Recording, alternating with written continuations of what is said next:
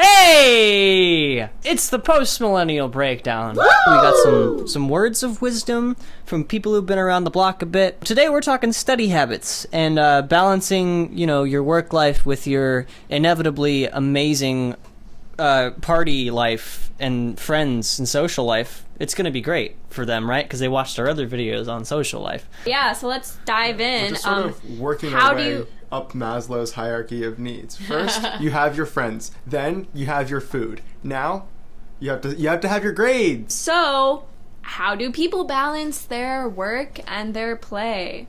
What works for you? Well, I think for me, I get very anxious, and we talked about it before, about hanging out with people just for the sake of hanging out. But something that's helped was Shun, who is my boyfriend, a best friend who you really like spending every second of every day. That was the first time you've ever called me your boyfriend. Oh. Really? It's been like 3 years. Oh, God. If you have someone you can work with, that keeps you alive, because I feel like before Shun came to the city, I felt like I was sleeping, and now that he's here I'm constantly interacting, or maybe it's just our apartment's fuller, so having people around you that keep you awake and alive and motivated and ambitious can be helpful. And it's a difficult thing to figure out, like how, to what extent is socializing wasting your time, to what extent is it fueling you, but it's something that is on an individual basis. Yeah, overall I feel like you have to do a lot of self-analysis throughout the process of figuring out what work style works best for you. While extroverts, they might like working with other people, even if you're not working on the same thing, just working in the same room. I really like doing that. I feel like it helps, keep me on track rather than pulling up YouTube or falling asleep and taking a nap. And other people, they really like they're more introverted and they get more energy being by themselves, and they just want to work by themselves. So figure out which one works for you, and maybe set up work sessions with your roommate where we're like, hey, let's just sit down for like an hour or an hour and a half, and we're gonna work together, and you hold each other accountable.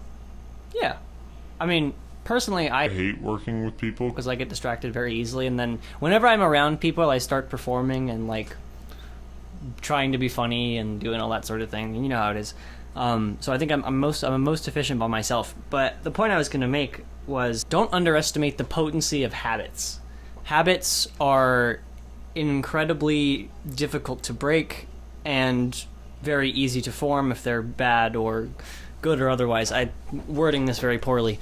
But my point is, it gets a lot easier to work on a good schedule and responsibly ahead of time, lacking procrastination, if you build up the habit over time. Because believe me, nothing feels better than finishing the work you have to do and then being able to chill without the work lording over you.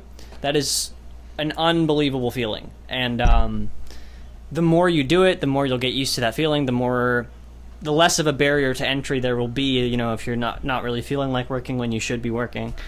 But I also think it's important, if you don't feel like working and you don't technically have to work, you don't have to work, Yeah, that's true. We have a Minecraft server. Whoever's listening, message hit us up. Yeah, we'll add you to our Minecraft server. I'm still paying for it. Yeah.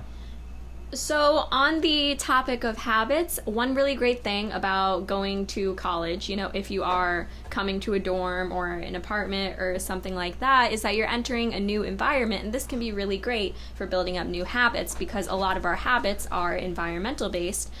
So really setting aside, especially if you have more than one room in your dorm or apartment, make it a habit perhaps to never work in your bed, because your brain creates these connections with your environment and what physical positions you're in. And so if you keep your bed as a place that you're like, okay, I only sleep in bed and chill in bed, I never do work in bed, then you'll find it easier to get to sleep at night. And also, if you set one area of your room, like, okay, whenever I am in this one specific desk, I do work. Like, literally don't do anything else in your desk. Never, just watch a movie at your desk, I guess, because then you'll create that habit and get in the mode of, okay, desk / this chair thing, it equals work. Your monkey brain will be like, desk, movie. Desk, no work. So one thing I like doing is sitting in uncomfortable chairs when I'm playing, and sitting in comfortable chairs when I'm working. That Oh. way, I'm more motivated to work. A little Pavlov for you. Yeah, actually, a little bit. Back when I had Pro tip: while you're playing and having fun, gouge your eyes out, and while you're working, jack off. Yeah, not that's that was the rewards experiment that and Pavlov punishment. did with his dogs. Yeah, He just yeah. kept jacking them off every time Yeah. they had food, and then when they had food, they instantly came. When they smelled food. Yeah, so like back, for example, back in my gaming days, I'm retired now. I would never game like sitting down. I would force myself to game standing. Yeah, you have Yeah, to. standing up only, so that like my sessions were really limited. They were like limited by the strength of my knees. Or lack thereof. Yeah, they're That's now impressive. I completely feel like gone. it takes a lot of willpower to build up habits sometimes, like habits that are difficult. Like I feel like the desk bed thing, that doesn't take too much willpower, but like standing while gaming is so uncomfortable to the point where I feel like it's difficult to build up that habit because, you know, what if you just give in and be like, no, I'm just going to pull my chair over here and I'm going to sit down and I'm going to game. Well- so how did you build up that habit of standing while gaming? Yeah, He's a G, bro. well, I would put my laptop, my working laptop, on my desk, and then I would put my gaming laptop on my dresser, and I can't reach my dresser sitting down because I'm very short. I'm a manlet. I'm 5'9". I'm barely a human. I shouldn't even have the right to vote. Okay. So like the only option I had for gaming would be to stand up. I see. Okay. So yeah, just buy two laptops and 2 desks, and you're fine. Yeah. On that note of putting objects in certain positions, if you know, willpower, I guess, some studies, you know, they say like willpower is very limited. It depends on how much you care about something. And if varies you from day to day too. yeah, Like, and varies from day to day. Like if you spend a bunch of willpower like trying to resist not eating junky food, you're going to have less willpower later on. But the one caveat with that is that if you do really care about something, you will have more willpower to do that. Like even if you did a ton of work all day and you're totally drained at the end of the day, if there's like a child drowning in the pool, yeah, you're going to have the willpower hopefully to save them. As long as It's like, nah, I'm too tired. yeah, right? Wait, actually, that's really interesting. What if there was a child drowning in the pool every single day? Like, would you? That would be a completely different story. muster- Wait, Susan's tip corner. Two Susan's tit corner. No! Susan's tip corner. 2 things that worked for me and that my teachers recommended are doing things every day a little bit, so it's easier to create habits if you do a little bit every day instead of trying to do it the night before. Also, it's better for editing your work. So if you sing a little every day, your muscles are going to be ready, and then when you're practicing for the next, like for the half hour on the next day, you're going to be more productive than if you did 1 hour the day before and then not practice the day after. That's how you learn an instrument. Yeah. And also, What? Hurry up and speak. I forgot. Hold for. Oh my hold for God. And ambulance. also, the dipshit police are coming to arrest you because you couldn't remember your second tip. and also, another tip that's very useful for me is That one. I forgot. One of my tips off of Susan's tips is that even though it is good, I believe Just the also to tip. okay. Although it is good to break up things, you know, throughout a day, throughout multiple days, to, you know, do it every day and get in the habit of always doing it. Sometimes people are just deadline-oriented people where you're like, I literally just, I need that motivation / that boost to do something by it being so close to the deadline. And that can be a little bit hard because usually you would have to have some sort of authority figure, like whether it's a parent, a coach, a teacher, creating deadlines for you. A girlfriend. And a girlfriend, sure, Nah, yeah. it doesn't Yikes. work. Am I right, Okay. boys? Yeah, and so maybe, I've never done this before personally, but you could ask, you know, your teachers to potentially assign more deadlines or like coach. That is something that I've done with my poetry editor. I've been like, hey, can you assign me like 4 poems a week or something like that? Otherwise I'm just gonna try and bust out 20 poems like the week before it's due. So yeah, figure out what your work style. Yes. Similarly, if you are doing something collaborative, it actually really helps to have other people rely on you, right? So it's not just somebody saying that you have to get something done by a certain deadline, or else nothing will happen. Having the danger of disappointing a whole bunch of people, especially if it will impact your reputation and their desire to work with you again in the future, that can be an extremely powerful motivator. Yeah, Totally, big time. heck yeah. Well, I just wanted to give one example in response to what Shun said. One example is this podcast. It's us working together. Is it a podcast? Yeah, podcast, TV show, what it was video. No. TV show. Shut up. Web I- series. Okay, there have been moments with recording. Oh the shit, there's a post-millennial- camera? We're recording this? Guys, no! There have been moments with recording the post-millennial breakdown where one of us, as individuals, maybe doesn't want to do it, or like, oh, we want to push it to another day. But as a collective, we're like, hey, no, we're doing it today. Like, we rely on all our voices to speak. We rely heavily on Sanjay to record the audio. And we all have to play our part. So even you if edit the videos too, which is also yes. very, very important. yeah. And we appreciate it. And then my other tip, which was kind of related to environments, with objects, something that is really great is like putting objects that are distracting in another room, like putting your phone in another room, because you have to use willpower. If your phone is right beside you, you are using willpower to not check for notifications, if you are the type of person that's sort of addicted to your phone. But if it's in another room, you are more likely, out of sight, out of mind. Susan's tip corner.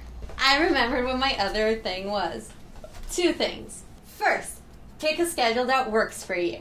So if you're someone who likes variety, then maybe every semester you take classes in different areas so you keep your schedule dynamic. If you like doing things with your friends, try to see which classes you can take together. If you don't, then don't do it. But if you're someone who likes doing a lot of one thing at once, so you're into SEO, you want to take a whole semester of computer science, and then you want to take a whole semester of just core classes, then just figure out what works for you and build your schedule around that, because there's a good amount of flexibility.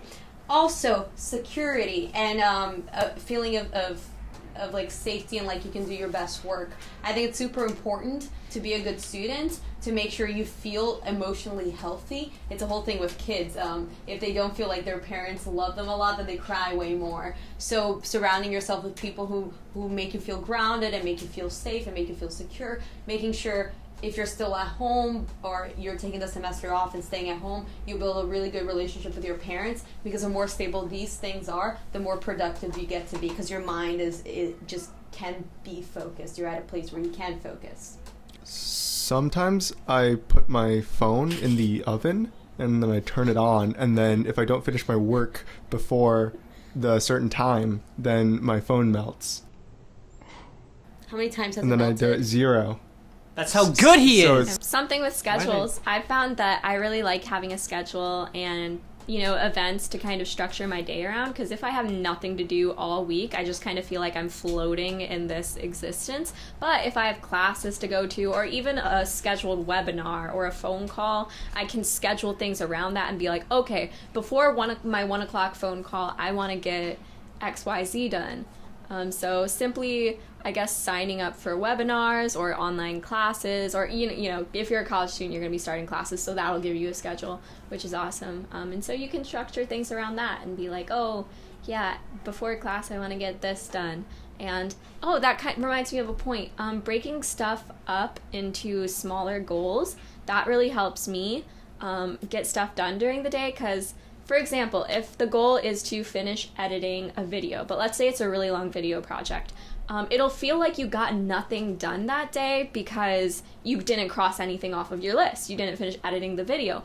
But if you have something where you're like, oh, finish editing the first 15 minutes of the video today, or just color grading the video today, you can cross that off, and that, gives you a dopamine spike, and you're like, okay, I did something today, I crossed it off.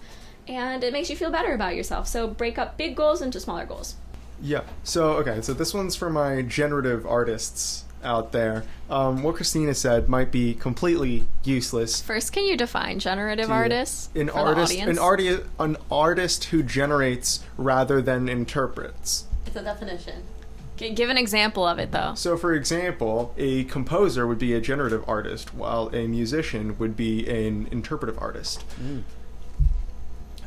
Just because when you're generating, there's not necessarily a guarantee that you'll have any sort of product or output just because you put time and labor into your endeavor, and so and that can be discouraging. So one thing that a lot of my professors have recommended is that you just lop off a section of time where you don't necessarily have to have any sort of output or product, but you are not allowed to do anything else otherwise. And that surprisingly is that is what sits you down. That's what makes you go, all right, gonna use this time to generate, and then yeah, it's like without any sort of pressure. Stephen King writes for an hour every day, right? About that, I feel like a number of words might be really useful, because even as a singer, it's like I have no guarantee that I'm gonna like have the song down at the end of a slot of time.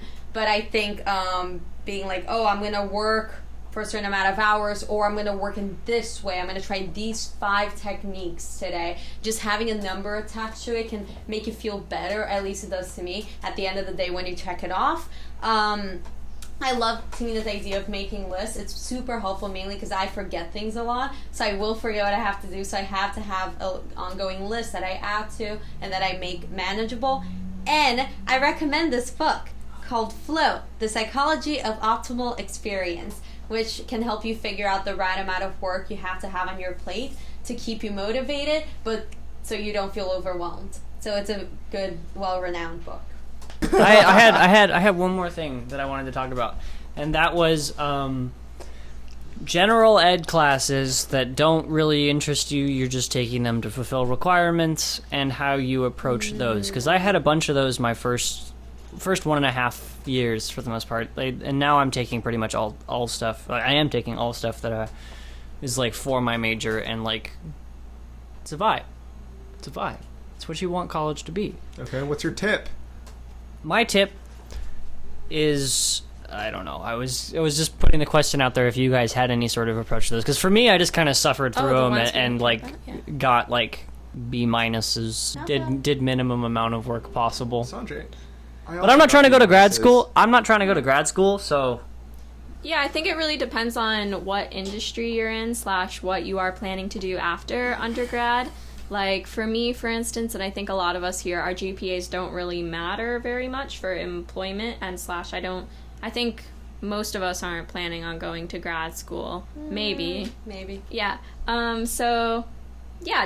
But I think it is still important to care about those gen ed classes to an extent, so that way you have a good GPA in case you do pivot later down the road in college and you're like, oh wait, I do want to go to grad school. Or, on all these internship applications, you do have to put your GPA, and sometimes they have minimums where they like to, I don't know, maybe cut it off at that point. So try to care, even though it might seem like, oh, my GPA does not matter in college, which, like, I have definitely been of that mindset. I think it also is still important to leave the option open of having a good GPA in case you do want to go to grad school later on, because you never know. I think one thing that most NYU classes allow you to do, and I would dare say that most big institutions, mainly in progressive areas like New York City, allow you to do, is to have some freedom within your class. So if you're taking a class like writing the essay, you have a good amount of freedom in what you're writing about. So you can just choose something you're very interested in, something that has to do with your major maybe, or something that you gave up when you came to college and had to choose a major. Just pick topics you're interested in. And with most classes, you can tweak it a little bit at least, so you try to do something interesting with it. I think labeling a class as like a core class I don't want to take isn't going to be helpful. You have to figure out how to make it work and make sure you're learning stuff, mainly because you might not even work with your major afterwards. You might not even work with your major after you graduate, so every class matters, and if you can make it fun and you can make it interesting, and if your teacher isn't super mean to you, yeah. So in summation, make it a vibe if it isn't. Oh yeah, just find other people who also aren't very interested, and then you guys can like be each other's crutch. Like, I was in like writing the essay, or like my cultures and contexts or whatever, like the classes I had to take because I didn't do a lot of APs in high school. I just found made friends with other people I was nearby, and they also weren't like crazy interested, and we just kind of, got each other through stuff. But that being said, like pot in even the gym. all the non-major classes I took ended up still being interesting in some way, just because college classes are so specialized, especially at like big institutions. Like they have like major experts in their fields talking about things that they're passionate about, and at least in my experience, I haven't really had a bad professor ever. I haven't had an incompetent one. I've had mean ones. Of course, yeah. Oh, another thing is you can always go to the Moses Center and register if you have any kind of thing, even if it's not a labeled disorder. If there's something that gets in the way of your learning, if you're having family issues, Moses Center is a good place to go. I would say like be open with your teacher, because that teacher that was really mean to me was also a teacher in a really rough semester for me. And I think I was so scared of her labeling me as anything that I'd never talked to her. But I would say talk to them. Maybe your advisor can email them, someone else, if you rather have that middleman. Yeah. But do talk to them. You can have a better experience. There are so many professors that are so like empathetic to your position a lot of the time, because like they've all been students, they've all been young, and like a lot of them went into education like deliberately to be able to, to guide other people, and it's really good. That being said, at college there's also a lot more teachers that are only teaching because it's the only monetarily viable job in their field, arts. But yeah, I don't know. I'm just saying, like, you'll have a lot of times bad classes will be made up for by good professors. Yeah. And good classes, even if they have a bad professor, are manageable. Yeah, you can get extra exam time by going to the Moses Center and, like, telling them about your problem or whatever it is. Like you having a stummy ache. Yeah. If you have a stummy ache. The right high school, baby. I want to say. Oh yeah, one thing about passion and motivation and like trying. Slate.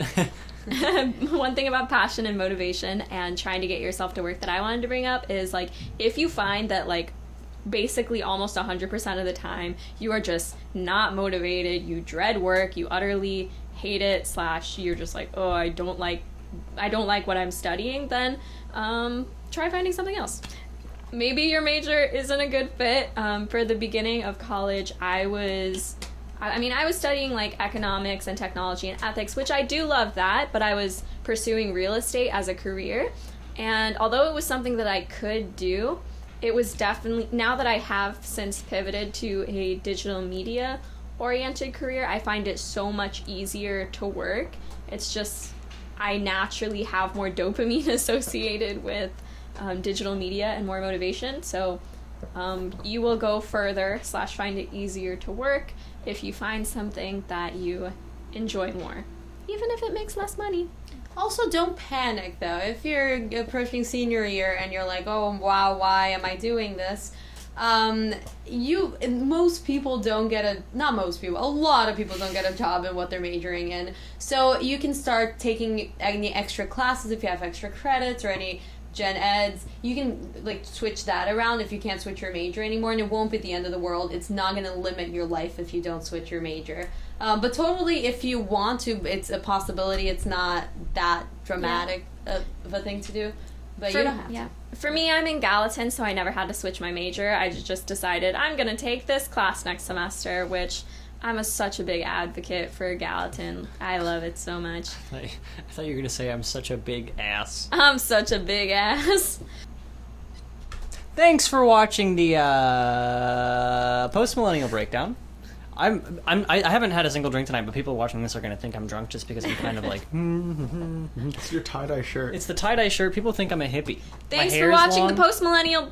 Thanks for watching the post-millennial breakdown. Thanks for watching the post-millennial breakdown. Thank you for watching the post-millennial breakdown. Say it, Shun. We have an Instagram and a Twitter. PM breakdown on Twitter. It's so the post-millennial breakdown. Yeah, follow the Twitter. Instagram. The Twitter. If you want the most pertinent hot takes on everything and anything, we got politics. Yeah. We got Period. We got linguistics in the Keenest versus Teenest debate. We got mint Cheez-Its. We got Bella Thorne. We got the etymology of the name Liam. Okay, I'm cutting the string. Bye. Goodbye.